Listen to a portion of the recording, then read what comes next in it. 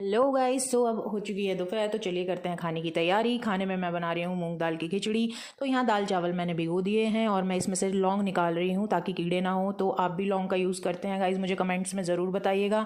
तो चलिए अब खिचड़ी बनाते हैं। यहाँ पर मैंने डाला देसी घी, हींग जीरे के छोंक के साथ मैं डाल रही हूँ यहाँ पर दाल चावल। अब इसमें थोड़ा पानी ऐड करेंगे और 2 सीटी लगाकर मैं इसको बंद कर दूँगी। गाइस इसमें मैं बहुत स्पाइसी नहीं, प्लेन खिचड़ी बना रही हूँ। नमक, हल्दी एंड हल्की सी मिर्च, बस 2 सीटी के बाद हम कुकर बंद कर देंगे। और ये जो सैलेड है गाइस मुझे बहुत पसंद है, खीरा टमाटर प्याज वाला खिचड़ी के साथ।